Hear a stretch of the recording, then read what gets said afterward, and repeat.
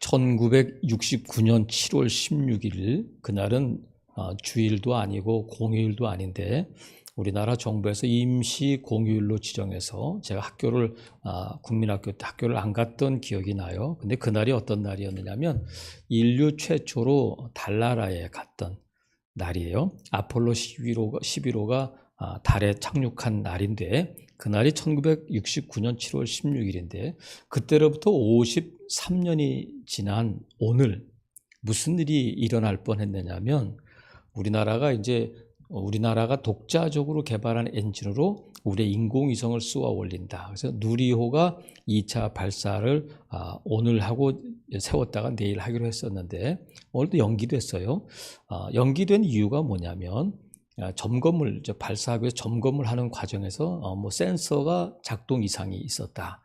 그래서 발사를 연기했습니다 했는데 그 발사 장면을 보기 위해서 누리호가 준비되는 과정을 보려고 언론사들이 생중계를 하고 많은 사람들이 그 일에 관심을 갖고 주목하고 언제 하나 기다리고 있었는데 저도 4시부터 한다고 그래가지고 유튜브를 보다가 또 설교 준비하다가 또 5시 한다 5시에도 보고 했었는데 결국은 연기가 됐어요. 아무리 많은 사람들이 전 국민이 그 발사되기를 기다린다고 해도 연기할 수밖에 없어요. 왜냐하면 그 사람들은 사람들을 믿는 게 아니라 과학을 믿기 때문에 그래요. 누리호를 발사하는 그 항우연에 있는 분들은 사람을 믿는 것이 아니라 과학을 믿는 거예요. 사람의 눈을 믿는 것이 아니라 그 무슨 탱크 안에 있는 센서가 움직이지 않는다는 거야. 보통 게 움직여야 되는데 이게 움직이지 않는 거 보니까 센서가 고장났다 해가지고 많은 사람들이 지켜보고 있지만 그 발사를 연기할 수밖에 없단 말이죠. 우리는 예수들을 믿는데 예수들을 믿는 사람들이 자꾸 흔들려요. 어떤 사람은 이념 때문에, 어떤 사람들은 돈 때문에, 어떤 사람은 정치 때문에 이런 거 자꾸 흔들린단 말이죠. 근데 누가 뭐라든지 간에 흔들리면 안 된단 말이에요. 많은 사람들이 뭐라고 하든지 간에 대부분의 사람들이 우리에 대해서 뭐라고 말하든지 간에 흔들리지 않아야 된다. 근데도 자꾸 이렇게 흔들린단 말이죠. 그래서 우리가 흔들리지 않는 믿음을 가지려면 뿌리가 튼튼해야 되잖아요. 바람이 아무리 불어도. 그러기 위해서는 우리가 어디에 뿌리를 내려야 하느냐면 우리가 너무나도 잘 알고 있잖아요. 분명하게 말씀에 뿌리를 내려야 그 믿음이 흔들리지 않는단 말이죠. 근데 우리가 말씀에 뿌리를 내렸다고 생각하는데 겉으로 볼 때는 땅속에 뿌리를 내린 것 같은데 엉뚱한 데 가서 뿌리를 내리면 그건 튼튼하게 자랄 수가 없단 말이죠. 그래서 오늘 본문에 보면 어떤 사람들이 나오냐면 예수들을 아는 사람들이 나와요. 예수들을 아는 사람들. 자, 25절에 보니까 예루살렘 사람 중에서 어떤 사람이 이렇게 돼 있는데 원래는 이게 복수로 돼 있어서 한 사람이 한 것이 아니라 어떤 사람들이에요. 근데 이 사람들은 누구냐면 유대인 당국자들은 아니야. 유대인 당국자들은 아닌데 예루살렘에 사는 사람이든지 예루살렘에 온 사람들이든 간에 그 사람들 가운데 뭐라고 말하냐면 내가 예수가 누군지 안다는 거예요. 예수가 누군지 안다. 그러면서 27절에 보니까 그러나 우리는 이 사람이 어디서 왔는지 안다. 예수에 대해서 아는데 그들이 알고 있는 예수님에 대한 지식이 뭐냐면 25절에 보니까 예루살렘 사람 중에서 어떤 사람이 말하되 이는 그들이 죽이고자 하는 그 사람이 아니냐. 그러니까 예수는 누구냐면 유대인 당국자들이 죽이려고 하는 그 사람이다. 이건 알고 있는 거예요.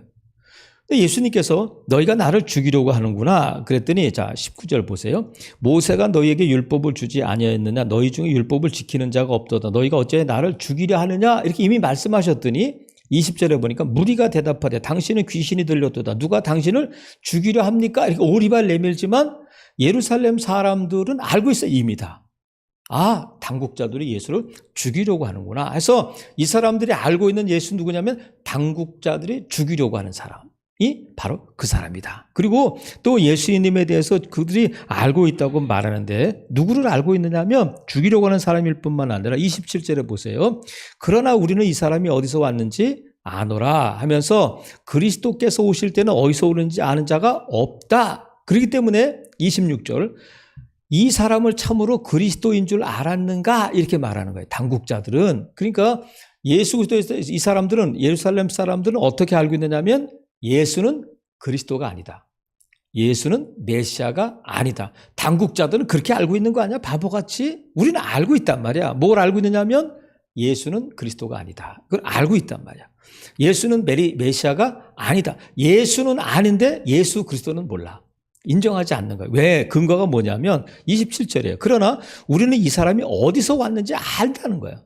어디서 왔느냐면 갈릴리 지방의 나사렛이라는 동네에서 왔다는 거예요. 근데 자기들이 알고 있는 것은 메시아가 오실 때는, 그리스도께서 오실 때는 어디서 오시는지 아는 자가 없도록 신비한 상황 가운데서 짠하고 나타나셔야 된다는 거예요. 근데 이 예수는 갈릴리 지방 나사렛에서 태어났고 그곳에서 자랐기 때문에 메시아일 수 없다는 거야. 그러면 이들이 알고 있는 메시아에 대해서 그들은 어떻게 알고 있느냐면 메시아는 어디서 오는지 아무도 모르게 신비스러운 모습으로 올 것이다 하는 생각을 갖고 있는 거예요. 근데 이게 성경적은 아니잖아요. 그들이 알고 있는 것은 예수에 대해서 알고 있는 것은 고향에 대해서 알고 있다 하지만, 자, 성경에서는 뭐라고 말씀하냐면 이 메시아가 어디서 난다고 말했느냐면 미가 선지자를 통해서 베들레헴에서 나신다. 그래서 예수님이 탄생하셨을 때 동방에서 온 박사들이 별을 잃어버렸을 때에 헤롯 궁전에 오잖아요. 헤롯에게 물어보잖아요. 너희들의 왕으로 오신 분이 어디 있어? 그랬더니 큰 소동이 일어나면서 서기관들을 불러서 물어보잖아요. 야, 메시아가 어디서 나냐? 그랬더니 그들이 베들레헴입니다. 그들이 성경 미가서에서 말씀하고 있는 그 성경을 인용해서 베들레헴입니다. 분명히 말해줘요. 그러니까 성경은 베들레헴이라고 말하는데 이들은 지금 아무도 모르게 오신다는 거야. 그리고 예수님께서 나사렛 갈릴리에서 태어나신 것이 아니라 예수님은 어디서 태어나셨냐면 베들레헴에서 태어나셨잖아요. 성경에서 말씀하신 대로 태어나셨는데 그들은 자기들이 알고 있는, 자기들이 알아야 얼마나 알겠어요. 우리는 아는데 당국자들은 그걸 모르냐? 예수는 메시아일 수 없어. 그리스도일 수 없어. 왜냐하면 우리가 그가 어디서 고향이 어딘지를 우리가 알고 있다는 거야. 그래서 이 사람들이 알고 있는 것이 근거가 뭐냐면 자기들이 알고 있는 전통이야. 우리는 그렇게 알고 있다는 거야. 그런데 성경은 분명히 베들레헴에서 나실 것이다 말씀하셨음에도 불구하고 그들은 이 메시아에 대한 믿음을 어디에 두고 있느냐면 자기들의 전통, 유전 뭐 이런 게 두고 있단 말이죠. 근데 그들을 향해서 예수님께서 말씀하셔요. 자, 28절에 보니까 예수께서 성전에서 가르치시며 외쳐 이르시되 너희가 나를 알고 내가 어디서 온 것도 아는데 너희가 알고 있는 그건 참된 지식이 아니다. 나에 대해서. 그러니까 예수님께서 직접 예수님에 대해서 말씀하셔요. 지금 세 군데 말씀하시잖아요. 28절, 29절 말씀하시고 30절에도 33절에도 말씀하시고 36절에서도 예수님에 대해서 지금 그들에게 말씀하시는데 그들은 예수님이 뭐라고 말씀하시든지 귀에 들어오지 않아. 왜? 그들은 이미 딱 자기들의 생각으로 가득 차 있기 때문에 그래요. 들으려고 하지를 않는단 말이죠. 그래서 이렇게 예수를 안다고 하지만 예수님을 믿지 못하는 사람들의 이 문제가 있는데 그거는 이들만의 문제가 아니라 지금 우리가 초대교회, 중세교회, 근대교회 뭐 이렇게 나누는데 중세교회는 암흑의 시대다 이렇게 불러요. 왜 암흑이냐면 전기가 없어서가 아니라 영적으로 어두운 시대인데 왜 영적으로 어두우냐면 중세교회에서는 성경을 못 갖고 다니겠어요. 개인이 성경을 가질 수가 없어. 그래서 성경을 갖고 있다 발각되면 죽었어요. 성경은 누구만이 갖고 있느냐면 신부들만 성경을 갖고 있었고 이 성경을 일주일에 한 번 강론을 하는데 어떤 말로 하느냐면 라틴어로 해요. 그러니까 라틴어를 모르는 사람은 도대체 무슨 얘기인지 모르니까 아예 안 들어. 근데 신부들은 그것을 자기들만이 알고 있는 엄청난 비밀이고 엄청난 특권이고 자기들의 제사장이라는 특권의식을 갖고는 라틴어로 설교를 하는 거예요. 그래서 사람들이 어떻게 되냐면 말씀을 못 들으니까 하나님을 자기 각기 소견에 옳은 대로 믿는 거야. 어떤 사람은 성상을 숭배하고 어떤 사람들은 성물을 숭배하고 어떤 사람들은 성인을 숭배하고 하면서 자기가 믿음을 신앙생활을 만들어내는 거예요. 그러면서 어디까지 가냐면 면죄부를 판매하는 데까지 간단 말이죠. 그러니까 이 말씀을 덮어놓으면 영적인 암흑 시대가 오고 그 믿음은 뿌리가 깊지 않아요. 그러니까 성상으로 갔다 성물로 갔다 마리아로 갔다가 이렇게 된단 말이죠. 그래서 마르틴 루터가 종교 개혁을 할 때 내걸었던 표어 중에 하나가 뭐냐면 오직 말씀으로야.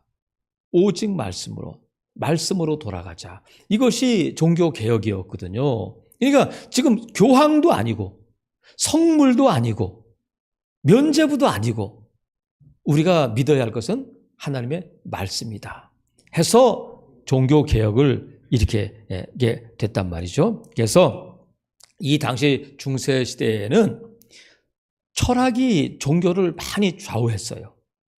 어떤 철학이냐에 따라서 종교가 막 색깔이 달라지고 막 그랬단 말이죠. 근데 지금 우리가 철학이 어떻든지 이념이 어떻든지 우리가 흔들리면 안 되잖아요. 기독교의 색깔이 바뀌거나 입는 옷이 바뀌거나 그래서는 안 된단 말이죠. 그렇게 되면 안 되는데 우리가 말씀의 뿌리를 내려야 할 뿐만 아니라 말씀에 바르게 뿌리를 내리면 이 말씀을 바르게 해석해야 돼. 이 말씀을. 우리나라에 교단이 많잖아요. 감리교도 있고 장로교도 있고 성결교, 순복음 뭐 여러 교단이 있는데 교단이 이렇게 갈라진 이유는 뭐냐면 말씀에 대한 해석의 차이예요. 말씀에 대한. 그러면 말씀이 해석이 다르니까 이거 잘못된 거 아니냐 하지만 말씀의 해석이 다른 것은 어떤 의미냐면 말씀을 어떤 각도에서 보느냐. 조금 차이가 있는 거예요. 연필을 옆에서 보면 직사각형이지만 위에서 보면 육각형일 수도 있잖아요. 마태, 마가, 누가, 요한 복음이 있는 것처럼 조금씩 침례냐 세례냐 이 차이가 있는 거고 우리가 믿음이 중요하냐 또 행위가 중요하냐 뭐 이렇게 해가지고 행위를 조금 더 강조하는 교단이 감리교 같은 경우 우리 장로교는 오직 믿음이다 이렇게 하는 교단이고 그래서 이렇게 조금 차이 나지만 아예 이 말씀을 기존의 교회와 다르게 해석하는 사람들이 있단 말이죠. 대표적인 경우가 신천지잖아요. 이거는 아니야. 그러니까 우리 이 개혁주의 장로교의 전통에 있어서 가장 유명한 신학자를 꼽는다면 칼빈을 꼽는데 칼빈은 이 성경 전체에 대한 주석을 썼어요. 설교를 했어. 창세기부터 이렇게 설교를 했는데 뭐만 안 했느냐면 요한계시록만 주석을 안 썼어요. 왜냐하면 이것은 내가 건들 수 없는 책이다 해서 요한계시록에 대해서는 주석을 안 썼어요. 근데 지금은 얼마나 많은 요한계시록에 대한 해설서, 주석서, 설교집이 있는지 몰라요. 그러면 500년 전과 지금과 뭐가 달라졌느냐면 이 언어에 대해서 또 이 연구하는 방법에 대해서 많은 학자들이 또 컴퓨터가 발달되고 해가지고 많은 자료를 가지고 연구하면서 하나님께서 요한계시록에 대한 모든 부분을 보여주셨어요. 이렇게 펼쳐주셨어요. 사람들을 통해서. 그래서 지금 요한계시록은 덮여있는 책, 우리가 범접할 수 없는 책이 아니라 요한계시록은 그냥 편지다. 7교회에 보낸 편지고 제가 말씀드렸잖아요. 요한계시록의 주제는 교회야. 영광스러운 교회. 교회의 승리, 곧 예수 그리스도가 승리한다. 그래서 아멘, 주 예수여 오시옵소서. 이렇게 끝나는 건데 이거를 비유적으로 뭐 자기들만이 아닌 계시가 열렸다고 해가지고 엉뚱한 쪽으로 나가면 이건 위험한 거예요. 그러니까 우리가 감리교를 이단이다, 뭐 순복음을 이단이다 이렇게 부르진 않잖아요. 교단이 다르고 조금 성경을 해석하는 각도나 좀 다른 면이 있는 거지 완전히 성경을 엉뚱한 쪽으로 풀어가면 그건 안 된단 말이죠. 그래서 우리가 저와 여러분은 전통적인 개혁주의 교회에 적을 두고 있기 때문에 저는 감리교도 알고 순복음도 알고 합니다만 정말 여러분이 이 장로교적인 전통에서 말씀을 강조하는 교회에서 신앙생활하는 것은 정말 복된 일이에요. 다른 사람들이 불행하다는 것이 아니라 정말 우리가 나도 모르게 왜 난 처음부터 장로교 교인이 되었을까 하는 것은 정말 잘된 일이에요. 왜냐하면 말씀을 바르게 알고 말씀의 뿌리를 내려야 흔들리지 않기 때문에 그래요. 그것은 또 하나님의 은혜인 줄로 믿습니다. 그래서 우리가 이 하나님에 대해서 알아야 돼요. 여호와를 알자. 힘써 여호와를 알아야 되는데, 여호와를 알고 예수 그리스도를 알아야 되는데, 내가 알고 있는 짧은 지식을 가지고 예수님을 판단하면 안 돼. 내가 알고 있는 철학책 몇 권 읽은 걸 가지고 예수님을 판단하면 안 된단 말이죠. 그래서 저와 여러분의 신앙이 이 말씀에 뿌리 내릴 때에 저와 여러분의 믿음은 흔들리지 않는 견고한 믿음이 될 줄로 믿습니다. 오늘 본문에 보니까 또 예수님을 믿는 사람들이 나와. 누가 나오냐면 31절 보니까 무리 중에 많은 사람, 어쩌면 대부분의 사람들일 수 있어요. 많은 사람이 예수를 믿었는데 무리 중에 많은 사람이 예수를 믿고 말하되 그리스도께서 오실지라도 그 행하실 표적이 이 사람이 행한 것보다 더 많으랴, 이렇게. 그러니까 예수 그리스도를 믿은 많은 사람들, 대다수의 사람들이 왜 예수님을 믿느냐면 표적을 보고 예수님을 믿는다는 거예요. 어떤 사람들, 예루살렘의 어떤 사람들은 예수님을 안 믿어. 예수님이 그리스도일 수 없다 이러는 거예요. 왜? 자기들이 알고 있는 지식과 자기들이 믿고 있는 전통과 그런 고정관념 때문에 예수님을 안 믿는데, 이 사람들에 비해서 예수님을 믿는 사람들이 있었는데 대부분의 많은 사람들이 왜 예수님을 믿었느냐면 표적을 보고 믿었다는 거예요. 죽은 자를 살리시고 오병의 기적을 베푸셨는데 이 표적은 중요해요. 예수님이 많은 표적을 행하셨어요. 근데 이 표적을 행하신 것은 표적 자체에 의미가 있는 것이 아니라, 표적은 뭐냐면 사인이야. 일로 가세요, 절로 가세요 하는 사인인데, 예수님께서 오병의 기적을 보여주셨잖아요. 5,000명을 보리떡 5개 물고기 2마리로 5,000명을 먹이셨는데, 이 떡을 먹은 사람들이 그 다음 날도 예수님을 찾아와서 떡 주세요 그랬단 말이죠. 근데 예수님이 말씀하신 것은 내가 생명의 떡이다, 내가 참떡이다, 나를 먹어야 된다. 그러니까 이 보리떡을 준 분보다, 아니 보리떡보다 보리떡을 준 사람에 대해서 관심을 갖고 저분이 누굴까 하고 그분을 믿어야 되는데, 예수님이 주신 보리떡을 먹고 보리떡을 믿고 의지하는 사람들이 어리석은 사람이라는 거예요. 그러니까 표적을 보고 믿는 건 나쁜 건 아니에요. 그래서 우리가 경험한 표적이 우리의 믿음을 강화시킬 수 있어.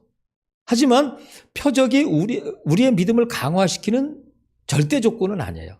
표적을 봐야 믿음이 좋아진다.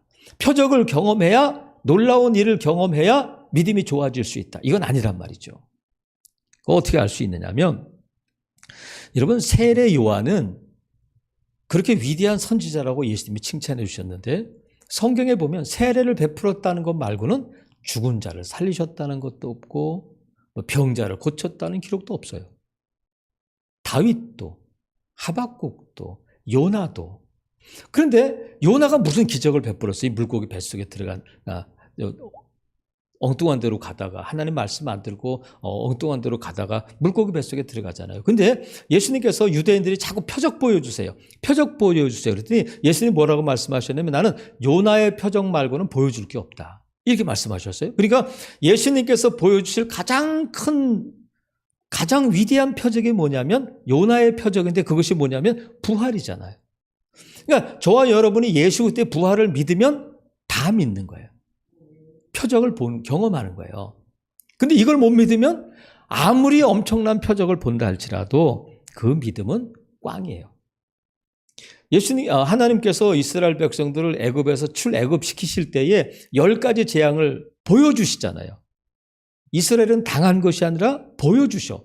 애굽이 당하는 것을 관전하게 하신단 말이죠. 여러분, 이것보다 더 재밌는 일이 어디 있겠어요? 원수가 내 앞에서 막 박박 피부병이 나서 긁고 아들이 죽고 막 개구리가 그들 집안에 막 뛰어다니고, 우리가 어떤 때 여름에 소나기가 오면 여기는 오는데 여기는 안 오는 데 있잖아. 경험이 없으시구나. 그러니까 소나기 그러잖아요. 다 오는 게 아니잖아요. 어디선가 비가 안 와. 그러니까 그 경계선이 있단 말이죠. 여기는 비가 오는데 한 발자국만 뛰면 여기는 안 오는 데가 있어. 그러니까 하나님께서 10가지 재앙을 내리실 때에 여기는 파리가 이가 득실득실거리고 깜깜해지는데 여기는 빛이 있어. 야, 그 이스라엘 백성들이 볼 때 깜깜한 데 있는 그 애굽의 그 자기들을 이렇게 괴롭히고 했던 그 사람들을 볼 때 그 마음이 어떻겠어요? 야야야야 막 놀리고 막 그러지 않았겠어요? 얼마나 신나는 일이야. 원수들이 저렇게 막 피부병이 생기고 막 물이 피로 변하고 하는 일을 보면서. 근데 그 10가지 재앙을 관전하고 홍해를 건너오고, 홍해를 건너왔는데 자기들이 다 건너온 다음에 바로의 군대가 쫓아올 때 홍해가 탁 닫히는 걸 볼 때에 그들이 홍해를 건너자마자 찬송하잖아. 하나님을 찬송해. 미리암도 찬송을 하고. 놀라운 일이잖아요. 그리고 광야에서 40년 동안 매일 만나를 먹고 또 반석의 샘물을 마시고 발이 부르트지도 않고 옷이 40년을 입어도 쌩쌩하고 그런 기적을 경험하고 날마다 기적으로 사는 삶이었는데 그들은 가나안 땅에 못 들어가요. 광야에서 죽고 만단 말이죠. 왜냐하면 하나님을 제대로 안 믿었기 때문에 그래요. 애굽으로 가자. 애굽으로 가자. 하나님 못 믿어. 날마다 기적을 경험하고 하나님의 영광이 그들 가운데 있음에도 불구하고 하나님을 믿지 못한단 말이죠. 그러니까 저와 여러분이 내가 기적을 보면 내 믿음이 더 좋아지겠다. 그럴 수 있지만 안 그럴 확률도 높다는 거야. 그러니까 정작 중요한 것은 우리가 표적을 보았느냐, 어떤 놀라운 일을 경험했느냐가 아니라 내 믿음이 말씀에 뿌리 내리고 있느냐 하는 것이 중요하단 말이죠. 그래서 우리가 바른 믿음, 강한 믿음일 뿐만 아니라 건강한 믿음, 강한 믿음, 건강한 믿음은 어디서 오냐면 말씀 속에서 온단 말이죠. 그래서 예수님께서 이렇게 예수님을 안다고 하는 자들에게, 예수님의 표적을 보고 믿는다고 하는 사람들에게 말씀하셔요. 자, 28절 보세요. 예수께서 성전에서 가르치시며 외쳐 이르시되 너희가 나를 알고 내가 어디서 온 것도 알거니와 내가 스스로 온 것이 아니니라. 나를 보내신 이는 참되시니 너희는 그를 알지 못하나 나는 아노니 이는 내가 그에게서 났고 그가 나를 보내셨습니다. 누가 보내셨다는 거예요? 하나님 아버지가 보내서 예수님이 오셨다는 거예요. 그 다음에 33절에 보면 예수께서 이르시되 내가 너희와 함께 조금 더 있다가 나를 보내신 이에게로 돌아가겠다. 오신 곳으로 돌아가겠다. 근데 여기에는 고난과 부활과 승천이 포함되어 있는 거잖아요. 그러니까 예수님이 나는 이렇게 고난당하고 또 죽고 장사 지내고 부활하고 승천할 거야 하는 내용이 여기 다 포함되어 있는데 그 말씀은 안 하셨지만 예수님께서 다시 온 데로 가신다는 거야. 부활하셔서. 그 다음에 36절에 보면 나를 찾아도 만나지 못할 터요 나 있는 곳에 오지도 못한다. 너희는 올 수 없는 곳이다. 그러니까 내가 미국으로 가거나 일본으로 가면 배 타고 비행기 타고 올 수 있지만 하늘나라는 그들이 올 수 없잖아요. 그러니까 예수님이 어디로 가시냐면 오신 곳으로 가는데 너희들이 올 수 없는 곳은 이 땅에 있는 곳이 아니라 하늘로 가신다는 거야. 그러니까 예수님은 하늘에서 오셨고 하늘로 가신다. 그러니까 예수님이 그리스도라는 것을 지금 그들에게 말씀하고 계신데 이 말씀을 그들이 이해를 못해요. 자, 35절에 보면 이에 유대인들이 서로 묻되 이 사람이 어디로 가기에 우리가 그를 만나지 못하리요? 헬라인 중에 흩어져 사는 자들에게로 가서 헬라인을 가르칠 터인가? 이렇게 말해. 그러니까 예수님께서 그들에게 진실을 말씀해 주는데 이해를 못해. 그러니까 우리가 말씀을 읽을 때 이해 못할 때도 있어요. 하지만 말씀을 이해하고 믿으면 좋지만 이해를 못할 때는 그냥 아멘 하는 거야. 믿는 거예요. 그러면 나중에 알게 돼. 그러니까 끝까지 내가 뭔가 이것을 이해하고 다 하면 좋겠지만 이해 못하는 부분이 있을 때 아멘하고 받아들이면 나중에 알게 된단 말이죠. 베드로가 예수님을 3번 부인할 것에 대해서 예수님이 말씀하셨어. 베드로가 주님이 어디로 가든지 나는 따라가겠어요. 다른 사람들이 다 배반해도 나는 주님을 배반하지 않아 죽는 데까지 내가 가겠습니다. 그랬더니 예수님께서 베드로야 오늘 내가 실상을 너에게 말할 텐데 오늘 밤에 내가 다 굴기 전에 나를 3번 부인할 거야. 그랬더니 베드로가 어떻게 했어요? 아무 말도 못하고 있었는데 그날 저녁에 무슨 일이 일어나냐면 진짜 자기가 3번 예수님을 부인할 때 꼬끼우하고 닭이 울었어요. 그러면 그때는 조용한 시간이 아니거든요. 막 재판이 일어나고 막 왁자지껄하고 사람들이 모여 있는데 베드로가 뭘 듣느냐면 그 와중에 뭘 듣느냐면 꽃기와는 닭 울음소리를 들어요. 그리고 예수님이 재판 중에 닭 울음소리가 나자 고개를 돌려서 베드로를 쳐다보고 눈이 마주친단 말이죠. 그때에 베드로가 닭 울음소리를 듣고 예수님과 눈이 마주치는 순간 뭐가 떠오르냐면 예수님께서 하신 말씀이 떠올라서 밖에 나가서 심히 통곡했다는 거예요. 말씀이 생각나서. 반면에 가룟 유다는 예수님을 팔고 나서 자기가 잘못했구나 하는 것을 알고는 후회를 했어. 그리고 목매달아 죽었어요. 근데 뭐가 생각이 안 나냐면 예수님께서 가룟 유다에게 여러 차례 말씀했잖아. 네가 나를 팔 거다. 너는 태어나지 않는 것이 좋을 뻔했다. 여러 차례 말씀하셨는데 그 말씀이 생각나지 않고 자기 행한 것만 후회가 돼서 자살하고 만단 말이에요. 그러니까 우리가 어떤 일을 겪든지 간에 하나님의 말씀이 생각나고 떠오르고 하나님의 말씀이 기억나는 것이 은혜인 줄 믿어요. 그게 사는 길이란 말이죠. 예수님께서 부활하셨음에도 불구하고 그것을 못 믿는 제자들이 엠마오로 갔잖아요. 글로바라고 하는 제자와 또 한 명의 제자가 엠마오로 가고 있을 때에 예수님께서 그들 가운데 나타나셔가지고 우리 저 벽에도 걸려 있잖아요. 엠마오로 가는 길이 그림이 걸려 있는데 그 엠마오로 갈 때에 예수님께서 그들과 같이 가시면서 뭘 가르쳐 주고 풀어 주시냐면 구약 성경이 말하고 있는 예수님에 대한 내용을 다 자세하게 풀어서 가르쳐 주셨어요. 그럴 때에 그들의 마음이 뜨거워졌다는 거예요. 그래서 제자들은 예루살렘에서 엠마오로 가서 아유 이제는 뭐 먹고 사나 그러고 실망하고 갔던 제자들이 예수님의 그 말씀을 듣고 뜨거워진 가슴을 안고 다시 어디로 가느냐면 그 밤중에 예루살렘으로 간단 말이에요. 말씀이 깨달아지니까 두려움을 박차고 두려움을 이기고 다시 예루살렘으로 가게 된단 말이죠. 여러분, 그래서 말씀이 생각나고 말씀이 기억나고 말씀이 깨달아지는 것이 은혜다. 그 일을 누가 하시냐면 성령 하나님께서 하신다는 거야. 어려움이 있어도 좀 힘든 일이 있어도 좀 낙심되는 일이 있어도 우리가 말씀 붙들고 나갈 때 흔들리지 않을 수 있어요. 내 경험, 내 지식 어떻다 할지라도 아무리 기도해도 응답 안 되더라. 40일, 400일을 해봤다 내가. 그건 뭐예요? 경험이지. 하지만 하나님 뭐라고 말씀해요? 예수님은 너희가 내 이름으로 구하면 내가 시향하겠다. 기도하고 구한 것은 받은 줄로 믿어라. 낙심하지 말지니 포기하지 아니하면 때가 이르매 거두리라. 이게 말씀이잖아요. 여기에 뿌리를 내려야 된단 말이죠.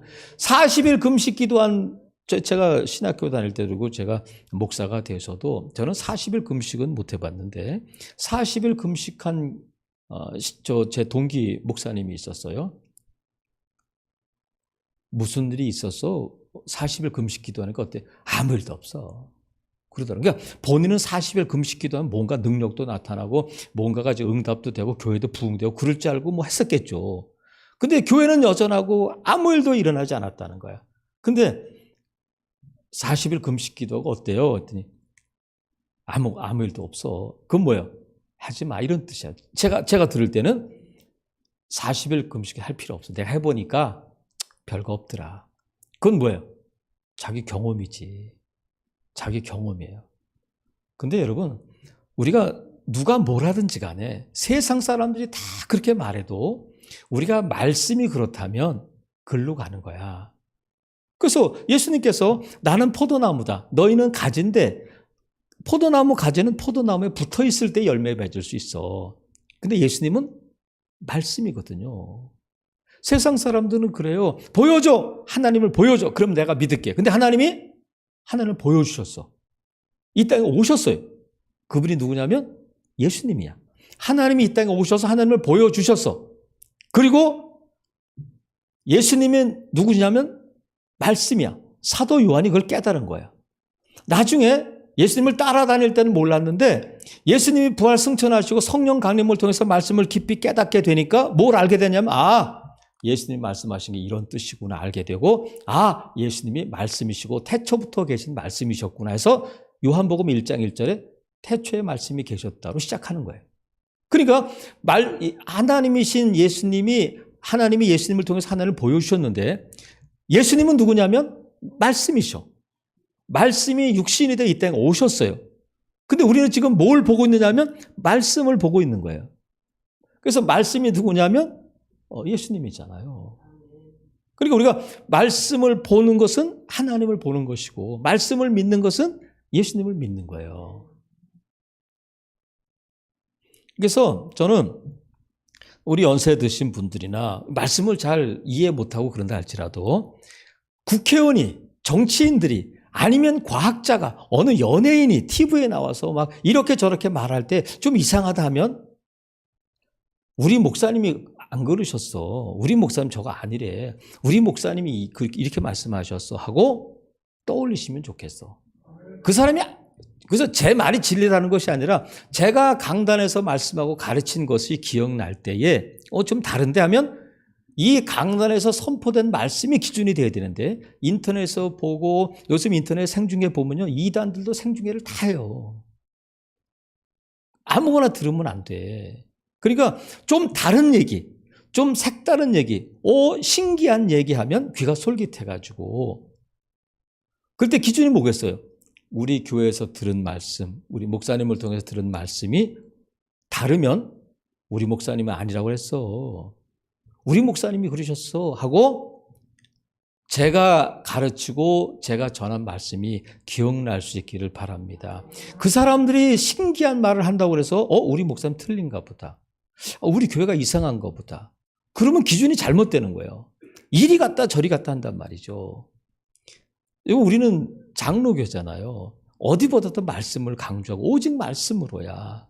그러니까 누가 말씀을 한다고 하면, 모르면 물어보면 저한테 물어보든지 하면 되지, 그분이 얘기한 걸 가지고 우리 교회를 판단하면 안 돼요. 어느 목사님이 한 얘기를 가지고 제 설교를 판단하면 안 돼. 무슨 말인지 아시겠죠? 그럴 때 우리 흔들리지 않는단 말이죠. 살아가시는 성도 여러분, 우리 믿음에서 중요한 것은 내가 알고 있는 것, 지식이 아니라, 또 내가 경험한 표적이 아니라 오직 말씀인 줄로 믿습니다. 그래서 말씀을 읽고 듣고 지키는 자가 복이 있어서 이 말씀 위에 견고하게 서는 지혜로운 믿음의 성도들 되시기를 주님의 이름으로 축복합니다. 아멘. 기도하겠습니다.